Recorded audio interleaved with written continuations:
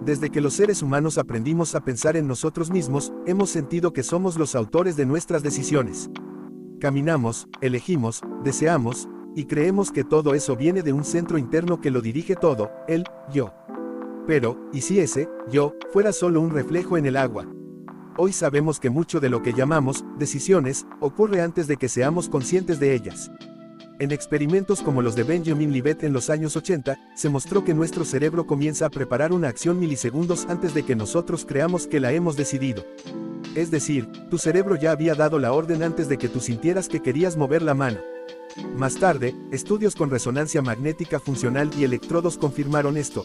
El cerebro actúa primero, y la conciencia justifica después. Somos, en parte, narradores de una historia que ya está en marcha, como si fuéramos espectadores de nuestra propia voluntad. Pero esto no significa que no tengamos ningún control. Significa que el libre albedrío, tal como lo imaginamos, como un alma flotando por encima de los impulsos, no es real. Nuestra conducta nace de una red inmensa de causas: genética, experiencia, ambiente, hormonas, emociones, educación, y solo después aparece la conciencia, tratando de darle sentido a lo que ya hicimos o estamos por hacer. La libertad que sentimos, entonces, no es absoluta, sino moldeada por el mundo, por las neuronas, por la química del cuerpo y la historia de cada uno. El libre albedrío se vuelve un mito útil, una ilusión necesaria para convivir, pero no una capacidad mágica fuera del universo físico.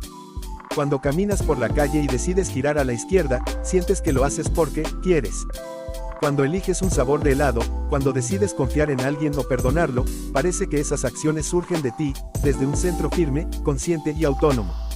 Pero la ciencia nos sugiere algo más inquietante: que tus decisiones no son nacimientos espontáneos, sino frutos de una historia profunda, tejida en silencio mucho antes de que tú supieras que eras tú. Tu cerebro no es una máquina neutra. Es una vasta red moldeada por tu genética, tu infancia, tu cultura, tu alimentación, tus traumas, tus vínculos, tus errores y tus éxitos.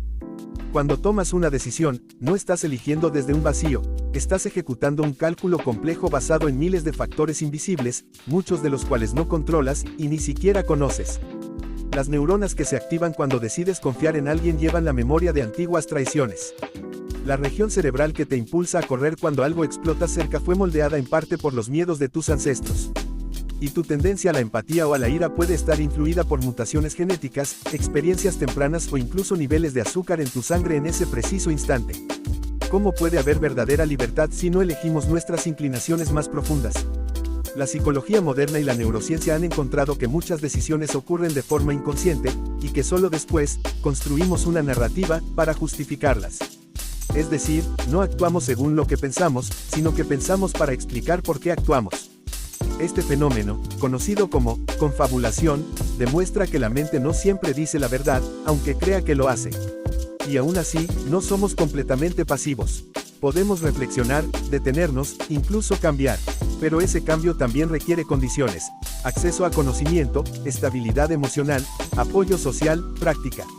Es decir, incluso la voluntad de cambiar necesita causas que la sostengan. Esto no significa que no haya mérito ni culpa, pero sí que debemos mirarlos con más compasión y precisión. La persona que roba, la que ama, la que perdona o destruye, cada una es resultado de un camino biológico y social, con variables que no eligió. Las decisiones no son libres como actos mágicos, son inevitables desde sus premisas, pero maleables en el tiempo, si cambiamos esas premisas. En el fondo, la libertad que creemos tener es una construcción de nuestro cerebro para darle coherencia a una vida que fluye por millones de hilos invisibles. Una ilusión útil, sí, pero ilusión al fin. Si nuestras decisiones brotan de causas invisibles, si nuestras emociones son impulsos tejidos por química, evolución y contexto, ¿dónde queda la dignidad de ser humanos? Somos apenas marionetas finas, creyendo tener control mientras obedecemos guiones escritos por otros. La respuesta no es rendirse a la pasividad, sino entender que lo que llamamos libertad no es un poder absoluto, sino una capacidad relacional. No somos libres como dioses, sino como humanos, limitados, pero conscientes de nuestras limitaciones. La verdadera libertad no radica en hacer cualquier cosa en cualquier momento, sino en poder comprender los hilos que nos mueven, en observarlos con lucidez y, poco a poco, elegir nuevos caminos a través del conocimiento, la reflexión y el entorno adecuado. No podemos cambiar nuestra genética, pero sí podemos elegir aprender sobre ella. No podemos borrar nuestro pasado, pero sí resignificarlo. Los científicos no niegan que tomamos decisiones. Lo que cuestionan es la idea de que esas decisiones nacen de un lugar puro y autónomo. En cambio, la evidencia apunta a que la mente humana es una narrativa que se actualiza constantemente, un flujo que reescribe su historia mientras vive. Dentro de ese flujo, la conciencia actúa como un editor, no crea todas las líneas, pero puede mover párrafos, tachar frases y cambiar el tono. Desde esta mirada, la compasión ya no es solo una virtud moral, sino una necesidad lógica. Nadie es completamente culpable ni completamente inocente. Cada acto, incluso el más cruel, tiene causas rastreables. Esto no elimina la responsabilidad, pero la transforma. No se trata solo de castigar, sino de comprender, prevenir y sanar. Al final, la ilusión del libre albedrío puede ser útil, puede ayudarnos a actuar con responsabilidad y propósito. Pero también puede cegarnos si creemos que el otro eligió ser así, si olvidamos que todos somos el resultado de variables complejas, muchas de las cuales se nos dieron antes de que aprendiéramos a hablar. La paradoja es esta: para ser verdaderamente libres, primero debemos aceptar que no lo somos del todo. Solo reconociendo los límites del libre albedrío, podemos empezar a expandirlo. Si nuestras decisiones brotan de causas invisibles, si nuestras emociones son impulsos tejidos por química, evolución y contexto, ¿dónde queda la dignidad de ser humanos? Somos apenas marionetas finas, creyendo tener control mientras obedecemos guiones escritos por otros. La respuesta no es rendirse a la pasividad, sino entender que lo que llamamos libertad no es un poder absoluto, sino una capacidad relacional. No somos libres como dioses, sino como humanos, limitados, pero conscientes de nuestras limitaciones. La verdadera libertad no radica en hacer cualquier cosa en cualquier momento, sino en poder comprender los hilos que nos mueven, en observarlos con lucidez y, poco a poco, elegir nuevos caminos a través del conocimiento, la reflexión y el entorno adecuado. No podemos cambiar nuestra genética, pero sí podemos elegir aprender sobre ella. No podemos borrar nuestro pasado, pero sí resignificarlo. Los científicos no niegan que tomamos decisiones. Lo que cuestionan es la idea de que esas decisiones nacen de un lugar puro y autónomo. En cambio, la evidencia apunta a que la mente humana es una narrativa que se actualiza constantemente, un flujo que reescribe su historia mientras vive. Dentro de ese flujo, la conciencia actúa como un editor, no crea todas las líneas, pero puede mover párrafos, tachar frases y cambiar el tono. Desde esta mirada, la compasión ya no es solo una virtud moral, sino una necesidad lógica. Nadie es completamente culpable ni completamente inocente. Cada acto, incluso el más cruel, tiene causas rastreables. Esto no elimina la responsabilidad, pero la transforma. No se trata solo de castigar, sino de comprender, prevenir y sanar. Al final, la ilusión del libre albedrío puede ser útil, puede ayudarnos a actuar con responsabilidad y propósito. Pero también puede cegarnos si creemos que el otro eligió ser así, si olvidamos que todos somos el resultado de variables complejas, muchas de las cuales se nos dieron antes de que aprendiéramos a hablar. La paradoja es esta: para ser verdaderamente libres, primero debemos aceptar que no lo somos del todo. Solo reconociendo los límites del libre albedrío, podemos empezar a expandirlo. Habíamos llegado al borde del libre albedrío, donde descubrimos que nuestras decisiones no nacen en la cima de una voluntad pura, sino en la profundidad de una historia tejida por causas. Y justo ahí, cuando entendemos que el yo no es tan dueño como pensábamos, aparece una pregunta aún más radical: ¿qué es ese yo que decide, que sufre, que sueña? La conciencia, esa llama tenue que arde detrás de los ojos, esa voz interior que observa y se pregunta, que recuerda el pasado, imagina futuros y se detiene a contemplar su lugar en el universo. La conciencia no es solo saber que uno existe, sino sentirlo. Y ese misterio, el de sentir, es uno de los más profundos que la ciencia y la filosofía han intentado descifrar. Durante miles de millones de años, el universo fue mudo. Hubo explosiones, colisiones, nacimiento y muerte de estrellas, pero nada que lo pudiera contar. Solo materia en danza, sin testigos. Luego, en un rincón oscuro de un planeta azul, comenzaron a surgir organismos simples. Algunos reaccionaban a la luz, otros al calor, otros al tacto. Con el tiempo, estas reacciones se volvieron más complejas, hasta que una estructura emergió, el sistema nervioso. Y de allí, lentamente, en un salto sin guión, nació algo nuevo, la experiencia subjetiva. El universo, por primera vez, comenzó a sentirse a sí mismo.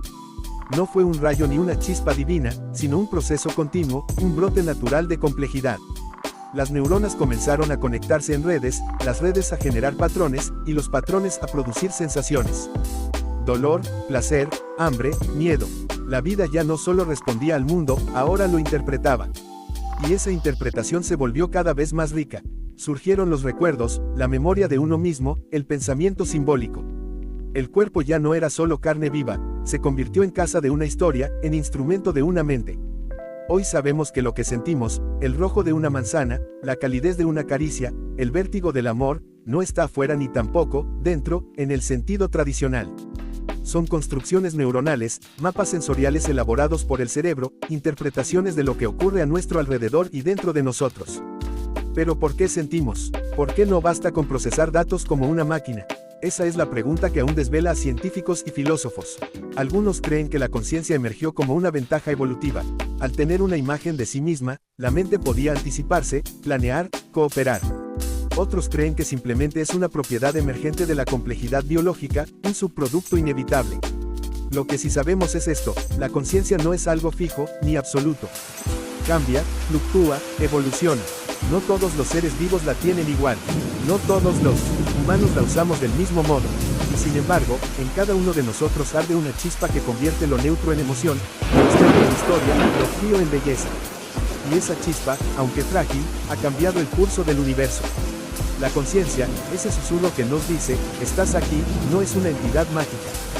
Nace de procesos físicos, de la actividad eléctrica y química de unas 100.000 millones de neuronas. Cada una de ellas es como una chispa que habla con otras, formando una sinfonía de señales en constante cambio. En esa sinfonía, ciertas regiones del cerebro se especializan.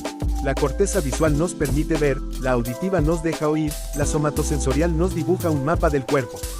Pero hay algo más profundo, algo que ocurre cuando todas esas señales se combinan para formar una experiencia unificada. Ese acto, el de unir lo que sentimos, pensamos y recordamos, es lo que muchos consideran la base de la conciencia. El cerebro no solo percibe el mundo, lo interpreta. Construye una realidad. No vemos colores, vemos la interpretación que el cerebro hace de longitudes de onda. No sentimos directamente el calor, sentimos cómo nuestros receptores lo traducen en impulsos eléctricos. Todo lo que creemos vivir está mediado por esa maquinaria compleja que convierte datos físicos en experiencias internas. Y aún así, el misterio persiste. ¿Cómo es que un órgano hecho de células logra producir algo tan inmaterial como el dolor, la alegría o el amor? ¿Cómo es que una red de neuronas genera el sabor del café, la nostalgia por una canción, el miedo ante lo desconocido? Los científicos han propuesto teorías. Una de ellas, la teoría del espacio de trabajo global, sugiere que la conciencia surge cuando varias áreas cerebrales comparten información en una red integrada. Otra, la teoría de la información integrada, intenta cuantificar cuánta conciencia tiene un sistema, en función de su capacidad para unificar y diferenciar información. Pero ninguna teoría, por ahora, explica completamente lo que se siente ser.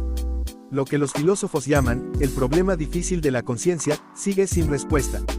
Podemos saber qué áreas se activan cuando sentimos tristeza, pero no por qué esa actividad se siente como algo interno, vivido, único.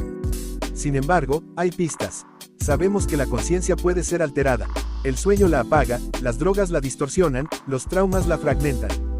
También sabemos que no es exclusiva de los humanos. Los animales con sistemas nerviosos complejos, como delfines, elefantes o cuervos, muestran señales de autoconciencia, empatía, planificación. La conciencia parece ser un continuo, no un interruptor. Y aquí surge una idea poderosa. Si la conciencia es un fenómeno emergente, entonces el universo, al crear estructuras biológicas suficientemente complejas, se dio a sí mismo la posibilidad de contemplarse. Somos materia que despertó, somos átomos que recuerdan, que aman, que sueñan. La conciencia, vista así, no es una excepción cósmica. Es una forma del universo de volverse espejo. Y nosotros, cada uno, somos reflejos fugaces en esa superficie que piensa y siente. Lo más asombroso es que, en medio de esa fugacidad, nos preguntamos por el todo. La conciencia no se contenta con estar viva. Quiere saber por qué. La conciencia, ese susurro que nos dice, estás aquí, no es una entidad mágica. Nace de procesos físicos, de la actividad eléctrica y química de unas 100.000 millones de neuronas. Cada una de ellas es como una chispa que habla con otras, formando una sinfonía de señales en constante cambio. En esa sinfonía, ciertas regiones del cerebro se especializan. La corteza visual nos permite ver, la auditiva nos deja oír, la somatosensorial nos dibuja un mapa del cuerpo. Pero hay algo más profundo, algo que ocurre cuando todas esas señales se combinan para formar una experiencia unificada. Ese acto, el de unir lo que sentimos, pensamos y recordamos, es lo que muchos consideran la base de la conciencia. El cerebro no solo percibe el mundo, lo interpreta. Construye una realidad, no vemos colores, vemos la interpretación que el cerebro hace de longitudes de onda. No sentimos directamente el calor, sentimos cómo nuestros receptores lo traducen en impulsos eléctricos. Todo lo que creemos vivir está mediado por esa maquinaria compleja que convierte datos físicos en experiencias internas. Y aún así, el misterio persiste. ¿Cómo es que un órgano hecho de células logra producir algo tan inmaterial como el dolor, la alegría o el amor? ¿Cómo es que una red de neuronas genera el sabor del café, la nostalgia por una canción, el miedo ante lo desconocido? Los científicos han propuesto teorías. Una de ellas, la teoría del espacio de trabajo global, sugiere que la conciencia surge cuando varias áreas cerebrales comparten información en una red integrada. Otra, la teoría de la información integrada, intenta cuantificar cuánta conciencia tiene un sistema, en función de su capacidad para unificar y diferenciar información. Pero ninguna teoría, por ahora, explica completamente lo que se siente ser. Lo que los filósofos llaman, el problema difícil de la conciencia, sigue sin respuesta. Podemos saber qué áreas se activan cuando sentimos tristeza, pero no por qué esa actividad se siente como algo interno, vivido, único. Sin embargo, hay pistas. Sabemos que la conciencia puede ser alterada. El sueño la apaga, las drogas la distorsionan, los traumas la fragmentan. También sabemos que no es exclusiva de los humanos. Los animales con sistemas nerviosos complejos, como delfines, elefantes o cuervos, muestran señales de autoconciencia, empatía, planificación. La conciencia parece ser un continuo, no un interruptor. Y aquí surge una idea poderosa. Si la conciencia es un fenómeno emergente, entonces el universo, al crear estructuras biológicas suficientemente complejas, se dio a sí mismo la posibilidad de contemplarse. Somos materia que despertó, somos átomos que recuerdan, que aman, que sueñan. La conciencia, vista así, no es una excepción cósmica, es una forma del universo de volverse espejo. Y nosotros, cada uno, somos reflejos fugaces en esa superficie que piensa y siente. Lo más asombroso es que, en medio de esa fugacidad, nos preguntamos por el todo. La conciencia no se contenta con estar viva. Quiere saber por qué. Cuando un niño se mira en un espejo por primera vez y se reconoce, algo cósmico ha ocurrido. Una pequeña porción del universo ha alcanzado la capacidad de observarse. Ese momento, que parece simple, es el resultado de una historia evolutiva de miles de millones de años. Desde los átomos nacidos en estrellas hasta las neuronas que ahora permiten esa mirada. La conciencia no llegó de golpe. Fue emergiendo lentamente. En algún punto de la evolución, un ser dejó de simplemente reaccionar al mundo para comenzar a sentirlo. Tal vez fue un pez sintiendo dolor, un ave reconociendo su reflejo, o un primate imaginando el mañana. Cada uno de esos pasos marcó un avance en la complejidad de la mente. Hoy, nosotros heredamos ese linaje. Nuestros cerebros no solo piensan, recuerdan el pasado, anticipan el futuro y se preguntan por su lugar en todo lo que existe. Reflexionamos sobre nosotros mismos, sobre el origen de la vida, sobre la posibilidad de otros universos. Y todo eso ocurre en un órgano que consume apenas 20 vatios de energía, menos que una bombilla. Un órgano que pesa 1,5 kilos, y sin embargo contiene más conexiones que estrellas en la Vía Láctea. Pero hay algo más que números. La conciencia humana es también narrativa. No solo vivimos, contamos nuestra vida como si fuera una historia. Le damos sentido a lo que sentimos, a lo que sufrimos, a lo que amamos. Creamos mitos, religiones, ciencia. Buscamos respuestas en las estrellas y en nosotros mismos. Construimos telescopios y al mismo tiempo meditamos en silencio. El universo nos habla en datos y también en emociones. ¿Podemos reducir esa conciencia a reacciones químicas? Tal vez sí, en parte. Pero hacerlo sería olvidar que esas reacciones también escriben poemas, escuchan música y lloran al ver una puesta de sol. La conciencia es, por ahora, el único fenómeno que conocemos que puede preguntarse por sí mismo. Eso ya es asombroso, y quizás lo más impresionante es que la conciencia no es un destino fijo, sino un proceso en marcha. Evoluciona con nosotros, cambia con la cultura, con la tecnología, con nuestras preguntas. Lo que llamamos yo es una construcción que puede cambiar, crecer, incluso desaparecer en ciertas experiencias. Al final, no sabemos aún qué es exactamente la conciencia, pero sabemos que sin ella, el universo sería silencioso. Porque sin una mente que lo perciba, que lo sueñe, que lo cuestione, el cosmos seguiría existiendo, sí, pero sin nadie para contarlo. Nosotros lo contamos, lo sentimos, lo habitamos, y en ese habitar, el universo cobra sentido. Durante casi 10.000 millones de años después del Big Bang, el universo fue únicamente materia. Belleza sin ojos que la vieran, caos sin conciencia que lo ordenara. Galaxias formándose, estrellas explotando, planetas chocando, y aún así, ni una sola célula que pudiera decir, estoy aquí. Era un escenario majestuoso pero silencioso. El hidrógeno y el helio se mezclaban en nubes cósmicas, formando las primeras estrellas. En sus núcleos, el calor extremo fundía estos elementos simples en otros más pesados: carbono, oxígeno, nitrógeno, hierro. Las estrellas, al morir, sembraban estos ingredientes en el espacio, como jardineros estelares preparando la Tierra para una siembra futura. Esos elementos no eran cualquier cosa, serían los ladrillos fundamentales de la vida. El carbono, versátil y capaz de formar cadenas complejas. El oxígeno, esencial para liberar energía. El hidrógeno, parte del agua que sustenta cada célula. El nitrógeno, crucial en las estructuras que portan la información de la vida. Pero durante eones, estos elementos vagaron sin destino. Se unían en moléculas, pero ninguna aún podía replicarse, cambiar, evolucionar. Eran materia inerte. El universo estaba lleno de potencial, pero aún no de propósito. Luego, en un pequeño planeta azul orbitando una estrella ordinaria en la periferia de una galaxia cualquiera, ocurrió algo extraordinario.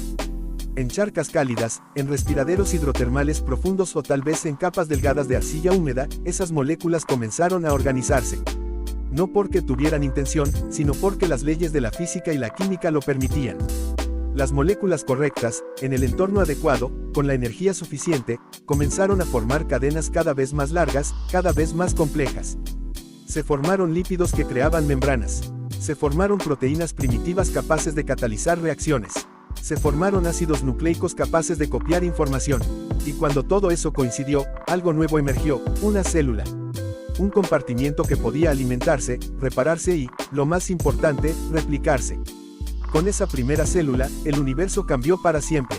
Por primera vez, algo dentro de él podía morir, pero también podía vivir. Aquella primera célula, diminuta y frágil, no era más que una burbuja de grasa con un puñado de instrucciones químicas en su interior. Pero esa burbuja podía dividirse, copiarse, mutar. Y con cada copia, el universo probaba una nueva combinación. Algunas fallaban y desaparecían, pero otras sobrevivían. Durante millones de años, la vida fue así, invisible a simple vista, flotando en océanos primitivos. Las células más exitosas comenzaron a cooperar entre sí. Algunas aprendieron a respirar oxígeno, otras a capturar la energía del sol. Algunas incluso se tragaron a otras células y, en lugar de digerirlas, aprendieron a convivir. Así nacieron las mitocondrias, las plantas, los eucariotas, seres más complejos que cualquier cosa anterior. Pero el salto más grande vino después, cuando las células, en lugar de ser cada una un individuo, comenzaron a formar organismos multicelulares. Miles, millones de células unidas, especializadas, unas para el movimiento, otras para la digestión, otras para pensar. Fue un acto de rendición parcial en favor de un todo mayor. Este fue el punto en que la vida dejó de ser simplemente persistente y empezó a ser diversa. Surgieron esponjas, medusas, gusanos. Luego peces, árboles, insectos. Cada forma nueva, una estrategia diferente para sobrevivir. Y el motor de todo esto era la evolución, un proceso sin plan ni dirección, pero con una lógica poderosa. Lo que funciona, permanece. Lo que no, desaparece. La selección natural no premia la fuerza ni la inteligencia, sino la adaptación. Mutaciones al azar, seleccionadas por entornos cambiantes, fueron esculpiendo alas, ojos, cerebros. A veces, pequeñas alteraciones abrían la puerta a nuevos mundos. Un pez que desarrolló aletas más fuertes pudo arrastrarse fuera del agua. De él descendieron los reptiles, los mamíferos, los humanos. La multicelularidad compleja no fue un accidente sencillo. Requirió la aparición de nuevas formas de comunicación entre células, nuevos genes, nuevas estructuras internas como núcleos y redes proteicas. Y todo esto fue posible gracias a algo que los organismos unicelulares no tenían: genomas amplios y tiempo. Pero más allá de la estructura y la forma, algo aún más sorprendente comenzó a gestarse. Ciertas criaturas, con redes de neuronas cada vez más densas, comenzaron a sentir. No solo a reaccionar, sino a tener una experiencia del mundo. La vida, que antes solo existía, ahora podía percibir. El universo ya no era solo observado por telescopios o medido por ecuaciones. Ahora, era sentido por dentro. En el fondo de un océano primitivo, la vida comenzó siendo química, reacción y repetición. Pero 1000 millones de años después, algo extraordinario ocurrió. Una chispa interna, invisible y misteriosa, comenzó a brillar dentro de ciertos organismos. Aparecieron redes de neuronas, primero simples, luego complejas. Al principio, solo ayudaban a moverse mejor, a cazar, a evitar el peligro. Pero poco a poco, esa red de impulsos eléctricos se transformó en algo que no puede tocarse ni medirse con facilidad, una mente. ¿Qué es la conciencia? No es solo pensar, ni solo recordar. Es saber qué se piensa. Es mirar el cielo estrellado y preguntarse qué hay más allá. Es tener miedo, esperanza, amor. Es sentir dolor sin herida, nostalgia sin pasado. Es ser un universo que se pregunta por sí mismo. Desde una perspectiva científica, la conciencia es una propiedad emergente. Nace de la complejidad, no es visible en las partes, pero aparece en el todo. Como el sonido de una sinfonía no está en ninguna nota aislada, sino en su conjunto, así también lo está la mente, surge de millones de neuronas interactuando a la vez. Hay quien piensa que la conciencia es una consecuencia inevitable de la evolución. Otros, que es un accidente asombroso. Algunos filósofos la ven como el mayor enigma de la existencia, la brecha entre lo físico y lo vivido. Hoy sabemos que las emociones, los pensamientos y los recuerdos tienen correlatos en el cerebro, impulsos, sinapsis, química. Pero sabemos mucho menos sobre por qué eso se siente como algo, por qué un grupo de células genera tristeza o alegría, cómo se transforma un estímulo eléctrico en el recuerdo de una voz. Este es el llamado problema difícil de la conciencia, no porque no sepamos nada, sino porque ni siquiera está claro qué tipo de respuesta sería suficiente. Y sin embargo, aquí estamos, viviendo, sintiendo, preguntándonos por qué sentimos. Lo que comenzó como polvo estelar sin voluntad ni forma, se organizó durante eones hasta poder escribir poemas, pintar cuadros y construir naves para explorar el cielo. La conciencia no es algo externo al universo. Es una expresión del propio universo, compleja y transitoria, como una ola que se alza y cae, pero que forma parte del mismo mar. Cuando un ser humano contempla las estrellas, no está solo mirando afuera, también está mirando adentro.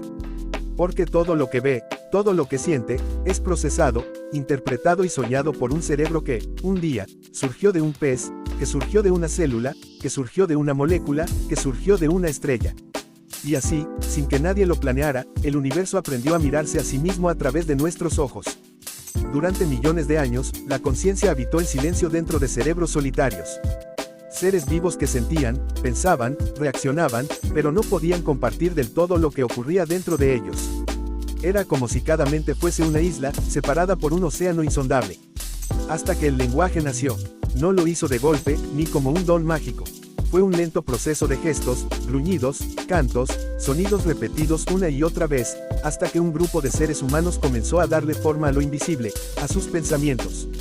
Por primera vez en la historia del universo, una criatura podía decir, tengo miedo, vi una estrella, soñé con un dios. Y otra criatura podía entender. El lenguaje fue la primera tecnología verdaderamente transformadora. Permitió que las experiencias individuales se volvieran memoria compartida, que los aprendizajes de un anciano pudieran alcanzar a un niño, que las historias pasaran de generación en generación. Pero no solo permitió transmitir ideas, creó nuevas. Con el lenguaje, el ser humano pudo imaginar lo que no existía, planificar el futuro, contar historias de mundos lejanos. El lenguaje no solo nos conecta, también nos expande. Científicamente, esta capacidad se vincula con el desarrollo del área de Broca y el área de Wernicke, regiones específicas del cerebro humano encargadas de la producción y comprensión del lenguaje. Su evolución marcó un punto sin retorno en la historia de la vida en la Tierra. Gracias a estas estructuras, nuestras vocalizaciones se volvieron palabras, nuestras palabras ideas, y nuestras ideas civilización. Y entonces ocurrió algo aún más profundo. Nuestras mentes, antes separadas, comenzaron a unirse. Lo que una persona sabía, otra lo podía aprender. Lo que una había soñado, otra lo podía sentir. La conciencia individual se volvió conciencia colectiva. Los humanos no solo compartieron información, compartieron emociones, mitos, valores, miedos y esperanzas. Así comenzó la historia, no la historia escrita, sino esa historia invisible que habita en nuestras culturas, la de lo que creemos, lo que tememos, lo que recordamos. Desde los primeros fuegos rodeados de relatos, hasta los templos que alzamos hacia el cielo, el lenguaje transformó el mundo no solo como lo veíamos, sino como lo éramos. Una vez que las palabras encendieron el fuego de la comunicación, la humanidad comenzó a tejer mundos compartidos, invisibles pero reales. Mundos hechos de símbolos, creencias, rituales, visiones. Nacieron las primeras culturas. Con el lenguaje ya no bastaba sobrevivir. Ahora podíamos interpretar. Los rayos no eran solo descargas eléctricas, podían ser la ira de los dioses. El cielo nocturno no solo era un manto estrellado, se volvió un mapa de espíritus, héroes y señales. Lo invisible cobró estructura, así surgió el pensamiento simbólico, una habilidad exclusivamente humana que transformó la percepción en significado. Un círculo no era solo una forma, podía representar el sol. Una espiral no era solo un trazo, podía ser el ciclo de la vida. Este tipo de pensamiento no solo decoró cavernas con arte, sino que construyó civilizaciones. Cada cultura empezó a desarrollar su forma de entender la realidad, sus dioses, sus leyes, sus valores. Algunas vieron en el mundo un orden divino, otras, un caos que debía ser dominado. Todas buscaban sentido. Científicamente, este proceso está relacionado con el desarrollo del lóbulo frontal y las redes neuronales de integración multisensorial, que permitieron al cerebro humano establecer asociaciones abstractas, imaginar lo que no estaba presente, y atribuir significado a eventos y objetos. Este cambio neurológico no fue menor, es lo que hizo posible la historia humana. La conciencia individual dio paso a un fenómeno nuevo, la conciencia simbólica compartida, en la que no solo compartimos percepciones, sino interpretaciones. El mismo fuego ya no solo daba calor, también podía ser sagrado. El mismo río ya no solo ofrecía agua, también podía tener un espíritu. Y entonces surgió lo que tal vez sea la mayor creación humana, la identidad. Ya no éramos solo individuos. Ahora éramos parte de algo más grande, un clan, una tribu, un pueblo, una idea. Ese fenómeno se volvió más profundo con la llegada de la religión, el arte y la ciencia, los tres grandes lenguajes del alma humana. La religión buscó explicar lo inalcanzable. El arte dio forma a lo inexpresable. La ciencia se propuso entender lo desconocido. Desde los megalitos erigidos para seguir los movimientos celestes, hasta las primeras tablillas que registraron las cosechas y los sueños, el ser humano se convirtió en narrador, creyente y observador a la vez. No somos solo animales que piensan. Somos seres que significan, que dotan al mundo de símbolos, que viven dentro de historias construidas y compartidas. Y todo esto surgió del simple acto de hablar. Con las primeras culturas, el lenguaje había unido mentes. Pero fue la escritura la que unió siglos. Cuando los símbolos se tallaron en piedra y luego se escribieron en papiros, la memoria ya no fue solo cosa del cerebro, sino del mundo físico. La humanidad, por primera vez, pudo recordar más allá de su vida. Con el tiempo, esta acumulación de memoria dio lugar a algo más, la búsqueda de patrones. ¿Por qué el sol se movía de esa forma?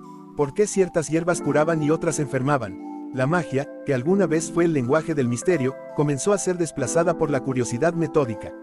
Así nació la ciencia, no como oposición a la espiritualidad, sino como su hija más escéptica. Quisimos comprender lo que antes adorábamos. Miramos las estrellas no solo con asombro, sino con medición. Observamos el cuerpo, la tierra, los ciclos del agua, y descubrimos que la naturaleza tenía un orden, aunque no siempre fácil de ver. Las civilizaciones florecieron al ritmo del conocimiento acumulativo. En Mesopotamia se midió el tiempo. En Egipto se alinearon templos con los equinoccios. En Grecia se soñaron los átomos y los planetas. En China, India y América se desarrollaron sistemas médicos, agrícolas y astronómicos que, en muchos casos, precedieron o rivalizaron con los del mundo occidental. Pero más importante aún fue lo que todo esto significó para la mente humana. Por primera vez en la historia, no solo veíamos el mundo, sino que comenzábamos a entender cómo lo entendíamos. En paralelo, surgieron las primeras reflexiones filosóficas sobre la conciencia. ¿Qué es pensar? ¿Qué es el alma? ¿Qué es la realidad? Así nacieron preguntas que aún hoy no tienen respuesta. Y sin embargo, esas preguntas no nos frenaron. Nos empujaron. Gracias a la ciencia y la razón, los seres humanos pasamos de ser observadores de la naturaleza a transformadores de ella. Domamos el fuego, domesticamos animales, creamos máquinas, cruzamos océanos. Pero en el fondo, lo más profundo que logramos fue esto, descubrir que el universo podía conocerse a través de la mente humana. Una mente que alguna vez solo temió los truenos, ahora era capaz de comprender los campos eléctricos que los generan. Una mente que alguna vez creyó que el sol era un dios, ahora sabe que es una estrella como muchas, y sin embargo eso no la hace menos sagrada, sino aún más asombrosa. Y aunque la ciencia nos ha dado tecnología y poder, también nos ha hecho más humildes.